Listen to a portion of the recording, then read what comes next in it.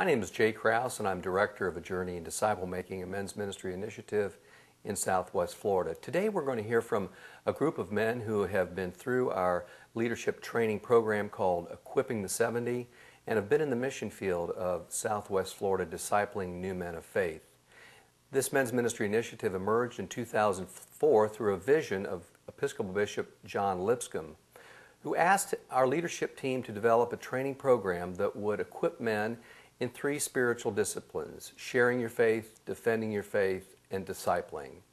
The biblical foundation for our initiative comes from Luke 10, 1 through 17, where Jesus sent out his 70 disciples 2 by 2 into the mission field. 2 groups of men have completed our training in May of 2006 and May of 2008. And today you're going to hear from them as Jesus heard from his disciples from Luke 10:17, where they returned with joy to tell the stories about their experiences in the mission field. So join me as we hear these remarkable stories from men who've been in the mission field 2 by 2 in Southwest Florida, discipling new men of faith.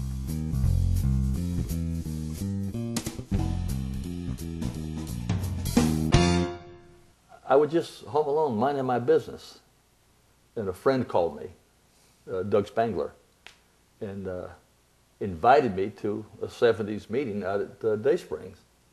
And, you know, in the past I've been able to avoid that kind of thing, and I always had something to do, like straighten my sock drawer or something, nothing particular. And I don't know why, I couldn't explain it. All of a sudden I had no excuse, and I accepted his invitation, and I went to the Day Springs. Must be a coincidence. Must be a coincidence, I guess. I don't know, but I went, and it was for a weekend, and had a pretty good time. I didn't stay. I just commuted, but spent 2 days at Day Spring and had a pretty good time. And you didn't know what you'd get yourself into. I had no idea what I was getting into. I enjoyed the services. I enjoyed the music. We had a good time. The music was lively, and some of the people that were around me had to step outside because they weren't used to that kind of a service, and I thought that was a little funny. But it was a real eclectic group. It was just a mixture of all types of people, and we were laughing and having a good time. Towards the end of the service, Jay Krause started choosing up teams. All the guys were being picked for teams, and I was the last guy there. It's like you're the fat guy at school, and nobody picked you to be on the ball team. And Jay looked over and said, "Are you on a team?" And I really had no intentions of being on a team. I didn't want to be on a team. I was still struggling with how I got there in the first place. Like I say, I always had a good excuse. And Jay called me over, and we had a pretty large group at that time, and so we decided we needed to split it up and make the groups a little smaller, like 7 or 8 men. And we went into a Seeking Him 12-week program where I met some other guys. In 12 weeks, I mean, to be involved in 12 weeks, you need to be committed. I didn't want to be committed for 12 weeks, but I went, and I enjoyed it.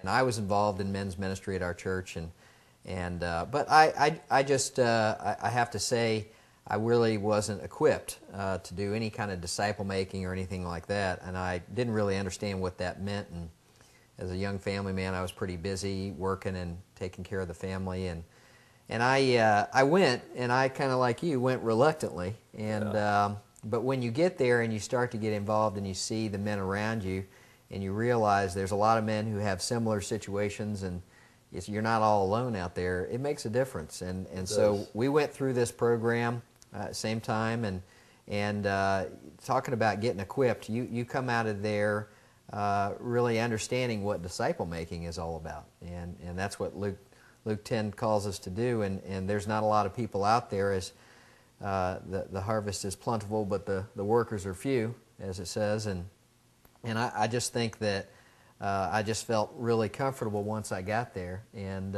made some great friends, and out of that got involved in Christian Leadership Concepts with Tommy, which is a great program that really took it one step further. And then we liked hanging out so much together, we decided a small group together, accountability, and and we're now working on some other men and trying to get them involved. And I couldn't have done this. I couldn't have seen myself doing this just a few years ago. Yeah, nor could I. But now it seems so natural, and you really feel called to do it. And it's not real hard either. I always thought, well, I'd have to know the Bible and Scripture so well to be able to talk to somebody about that.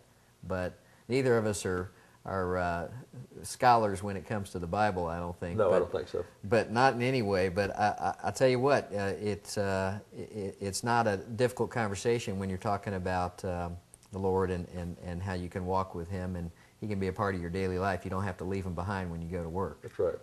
Well, you know that first group that I got involved in, the Seeking Him, after the Dayspring event, as we went around our room and introducing ourselves and talking to people, I had picked out two of the guys in the group because I hadn't been involved with men. And I find that men need men. But as going around the room, I picked out two guys that I just thought were just the two of the strangest guys in the group. And one of them I thought was just a weirdo. And you know, after 12 weeks of time being together, I've learned to love these two guys. It's the strangest thing. Those are the only two guys that I know out of the group today. I've learned to just love being a part of men's groups. I love being around men and being able to have someone that I can talk to and open up my heart and say what's on my mind without feeling any reprisal, feel like there's going to be any problem from that. That's what it's meant to me. It's been such a good thing for me. And then from there, we went into another small group. The 5 of us did, and one guy dropped out. Turned out there were 2 young guys with blended families and 2 old guys. And you think, well, maybe that wouldn't work. It worked marvelously. We spoke about our problems at home, what the young guys were going through. They listened to the wisdom of the old guys, and we all just grew together. And out of that came the CLC program. It was a 2-year commitment. I mean, let me tell you something. I never planned to be involved in anything for 2 years like that. Not to mention, they soaked me for $400. I mean, when you reach in your pocket and you fork out $400 for a 2-year commitment. For a 2-year commitment, your sock drawer was going to be a mess. It is a mess. It is a mess. But it's been a wonderful time, a wonderful learning experience.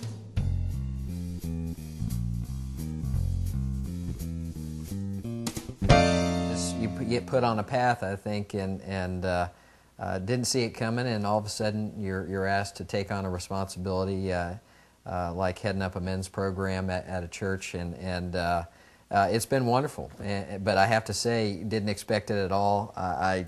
I found myself not being able to say no because I felt this was the path I was on, but I also, because of the 70, I felt equipped to do something like that. I didn't feel like, well, I feel guilty because I'm not this kind of man or this kind of father, or I don't know Scripture as well as this guy. It wasn't that. It was just all about fellowship and encouraging men to come together. And the small groups really, I think, are a great way to reach other men, and that's what came out of the 70 for me.